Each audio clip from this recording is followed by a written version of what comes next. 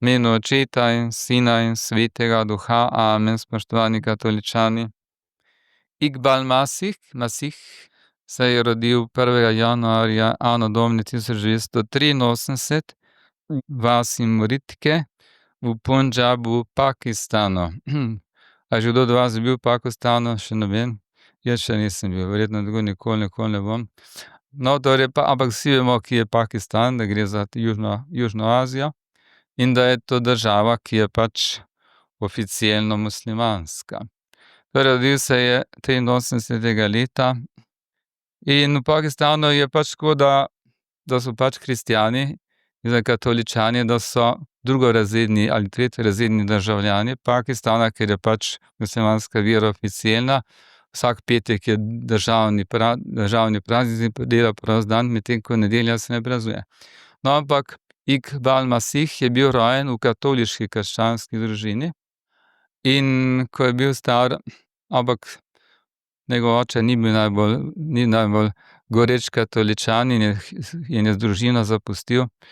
No, potem, ko je bil star 4 leta, je pa njegov brat se odločil, da se bo ženil, starejši brat, ali celo polbrat, da se bo ženil in se tam v Pakistanu imajo navado, da kupijo bodoči možje svojim bodočim ženam neko posebno drago darilo in na ta način pokažejo, kako jih cenijo in kako pač hočejo biti zvesti svojim ženam. In za to darilo si moral seveda sposoditi denar in tam seveda banke ne delujejo tako kot pri nas v Evropi. In je kaj napravil? Sposodil si je denar pri nekem lastniku nekega podjetja, ki je izdeloval preproge.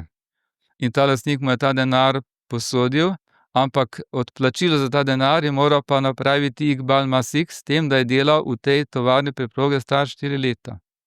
Zakaj? Ker otroci imajo tanke prstke in seveda tiste preproge si je treba delati na tistih statvah, tako da se neke vozličke dela in tiste vozličke s tankimi prsti zelo lažje delajo kot odrasli in zato je šel delati v tisto tovarno preprog. No, potem pa tisti tovarni preprog so delali otroci 10, 12, 14 do 18 ur na dan, a veste, to ni bilo tako kot pri nas 8 ur na dan, pa šihta konec. 10 ur, 12, 14, včasih 18 ur, odvisno od tega, kakšno je bilo povpraševanje po preprogah. In ti otroci so dobili za jesti samo nekaj malega riža vsak dan, pa nekaj vode za piti, ravno toliko, da so bili živi. In so morali potem ves ta čas, razen ko so šli na WC, pa ko so jedli, so morali tam čepeti na tistih klopeh ali pa sedeti in delati s tistimi statvami. Vse roke so imeli polne žuljev, seveda trd del in pa tudi ranjeni so bili. Kadarkoli se je kakšen otrok, ker so morali pač rezati tiste nitke z nekimi rezili, kadarkoli so se kaj poškodovali, roke, so morali dati roko v vroče olje, da se je kri zaustavila in potem takoj, ko so imeli roke suhe, takoj spet nadaljnje delo. Iqbal Masih potem je, ko je 4 leta star otrok, ko je nehal, ko se mu je zdelo, da je zadosti za delo, je vstal pa je šel majčkeno krog in seveda tisti lastnik je imel pa pravilo, da ne sme nihče ostati v klopi, če mu ne dovoli.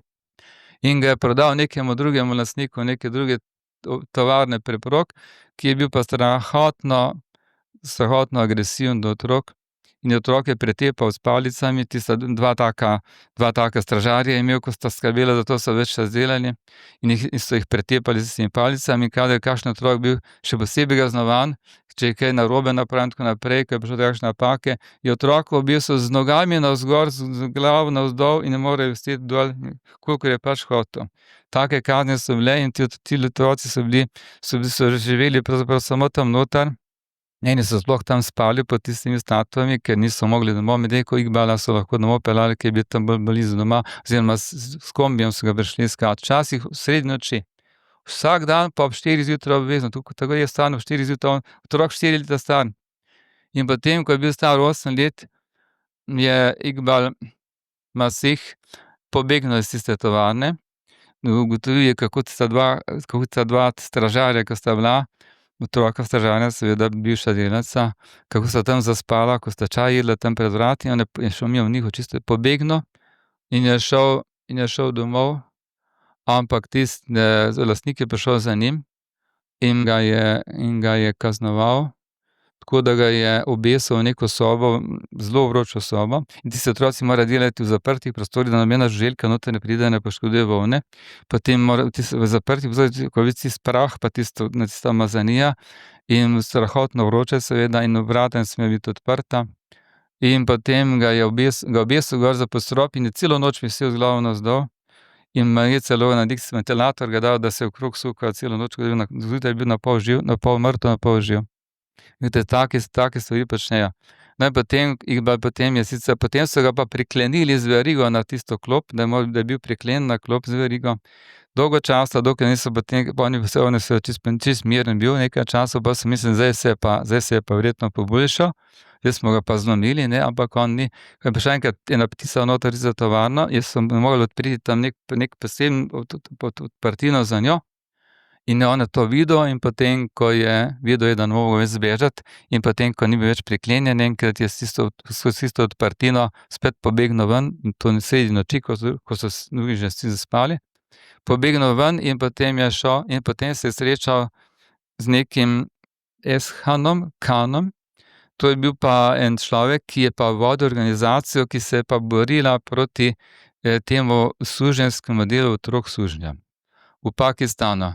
In ta Eshan je imel za svojo organizacijo, imeli so nekaj šol, tam v nekem bližnjem mestu, in potem je Božja milost je tega Iqbala pripeljala do tega Eshana in potem je pričeval, kako je 6 let delal v tej tovarni, kaj so z njim počeli, kako so jih pretepali, z glavo navzdol viseli za kazen in tako naprej, kako so jih stradali, seveda bil in ja, no, takrat je bil star 10 let. No, in potem ga je pa Eshan vzel pod svoje varstvo, svojo organizacijo, šel domov, povedal mami, da bo hodil v šolo, da se bo šolal.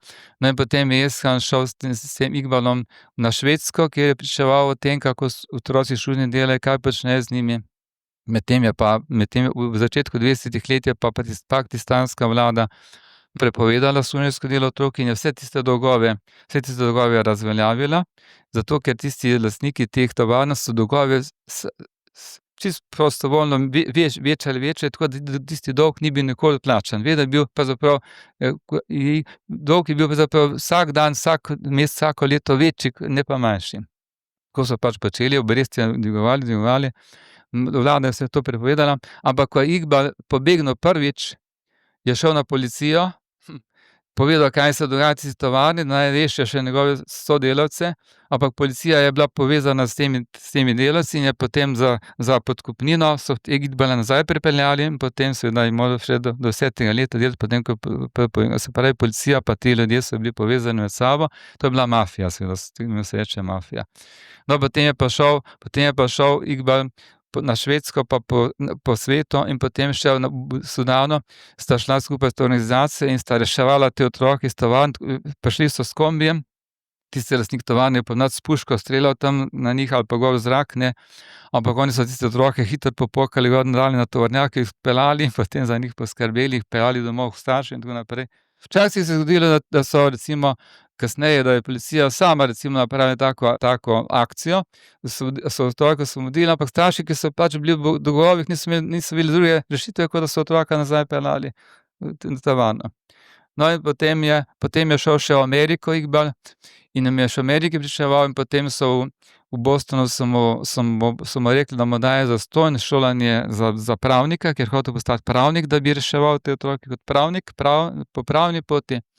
No, in potem je pa v samem Pakistanu je rešil kakih 3000 otrok Iqbal skupaj s tem Eshanom, kaj tiče suženjskega dela. In ko je bil star 10 let, ko se je vrnil domov za veliko noč, 16. aprila, za veliko noč je prišel domov, bil je pač katoličan. Starši so šli na velikonočno mašo in potem popoldne je šel z enima 2 prijateljema, so šli tam nekemu stricu, ko je tam nekaj namakal, nekaj na polju, so mu šli nekaj za jesti nesi in ko je bil star 10 let, na tistem polju je bil plačani morilec od mafije in ga je ustrelil v hrbet 120 šiberami in je umrl. Zdaj lahko mislite, 10 let starega otroka in ta Iqbal, ki je bil star 10 let star, je zaradi tega vsega, kar je pretrpel v življenju, bil toliko velik kot 6 let star otrok, kot 6 let star otrok. Ja, 12 let je bil star, ko so ga umorili. 12 let je bil star in bil velik kot 6 let star otrok. Mislim, tega otroka je šla mafija umoriti. Zakaj? Vidite, ker je po celem svetu pozival ljudi, narode, vidite, skupaj z Eshanom, ko je šel, vidite, naj nehajo kupovati preproge iz Pakistana pa iz Indije, vidite, kjer otroci delajo suženjsko delo, vidite, tako, da se mnogi otroci se tudi umorijo, ti lastniki so mrtvi in ko umrejo prezgodaj, so vsi fizično, vsi duhovno, fizično poškodovani, duševno poškodovani, vidite, da za vse življenje. Vidite, in danes ocenjuje, da je na svetu še vedno v Indiji, v Pakistanu, v Južni Ameriki in v Južni Afriki kakšnih 40 do 50 milijonov otrok sužnjev, ki delajo v takih razmerah, si lahko mislite. Vidite, poglejte, naš evangelij pravi, da je Jezus jokal nad Jeruzalemom. Poglejte, kako šele danes joka nad tem svetom. On ni ustvaril svet zato, vidite, da bi se to na tem svetu to dogajalo. On je ustvaril svet zato, da bi bil svet tradicionalen katoliški, moram reči tradicionalen, ne novostvorno, ampak tradicionalen katoliški svet, vidite, tradicionalni katoliški monarhiji, parlamenti, vladami, politiki, vidite, in z razmerami, brez abortusov, brez ločitev zakona, brez kontracepcije, brez pornografije, vidite, brez LGBT-izma, brez vseh teh svinjarij, vidite, vsega tega, kar je proti Božji volji. Poglejte, kaj se dogaja samo z otroki, te leta stari otroci delajo kot sužnji. Po 10, 12, 14, 18 ur na dan. Jaz berem zdaj knjigo o tem, sredi te knjige imam tle sabo, jasno, nesel za krestijo Iqbalu Masihu. No, tole je njegova fotografija, ko je bil še živ, vidite, on je na nek način mučenec, ko je bil še živ, vidite, in to je pa njegova fotografija potem, ko je pač hodil po svetu, vidite, in vidite, v Ameriki vsako leto na čast Iqbalu Masihu podelijo nagrado Iqbala Masiha, ameriški kongres je to odobril, nagrado Iqbala Masiha 16. aprila, na dan njegove smrti. Cel kup šol so na njemu posvečene njemu, so vzeli, cel kup trgov so njemu posvetili v Španiji in Južni Ameriki. In Španija pa Južna Amerika ima 16. aprila poseben dan boja proti suženjstvu teh otrok delavcev. Veste, 16. aprila, ko so ga umorili. Tako da dobijo tudi, mislim, da pred 3 leti je celo pakistanski predsednik podelil posthumno, se pravi po njegovi smrti, mu podelil pakistansko državno priznanje za pogum tega otroka. Kajti ves čas so mu grozili s smrtjo, se lahko mislite, 12 let, 10 let, 12 let so mu grozili s smrtjo, ker je pač rekel, naj ne kupujejo preprog, ki jih delajo otroci sužnji, in so nehali kupovati, tako da mora zdaj vsaka evropska trgovina, ki prodaja preproge, ponavadi deklarira, da to ni delo otrok sužnjev.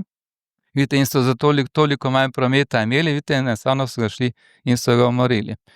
Kdo bi to rekel, da se dogaja to, vidite, 20, 21. stoletju, vidite, in Iqbal Masih, vidite, on je zame osebnost 20. stoletja, pa seveda škof in kardinal von Galen, pa Sveti Pij X, pa Sveti Pater Pij, ki je 50 let nosil rane, vidite, pa Sveti Pij XII, pa vidite, to so osebnosti 20. stoletja, ne pa neki ljudje, vidite, ki so naredili vse za to, da bi nas Bog čim bolj kaznoval. Zdaj pa pogledajte, kako je bil Jeruzalem kaznovan, vidite, ker so Jezusa zavrnili, ko je jokal, vidite, ko je naš Bog moral jokati nad Jeruzalemom, vidite, 2 milijona, 1 milijon mrtvih približno Judov je bilo samo v obleganju Vespazijana, vidite, 1 milijon so jih prodali v suženjstvo, po vsem svetu so se razkropili.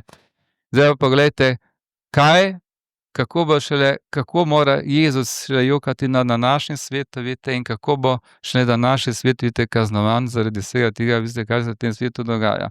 Posledi, kaj pa naredimo? To, kar delam jaz. Molite, jaz molim jutri do večera, čeprav okrog mene norijo, naj norijo, kakor hočejo, to je njihov problem, ne moj. Imam pa sicer glušnike na gor na ušesa, da lahko zdržim, kadar preveč norijo. Vidite, delam pokoro, molim, sprejemam svoje križe, ki mi jih pošilja, in da grem in čakam, da me bo Bog odpoklical, ko me ne bo več potreboval na tem svetu. Vidite, to je vse, kar lahko naredimo, vidite, molimo ta rožni venec, vidite, Jezusovega, Marijinih 7 žalosti, vidite, za spreobrnjenje sveta, da se bo svet spreobrnil. Kajti če se ne bo spreobrnil, vam povem, da bo ta svet, na katerem mora naš Bog jokati, še veliko huje kaznovan, kot so bili Izraelci. V imenu Očeta in Sina in Svetega Duha. Amen.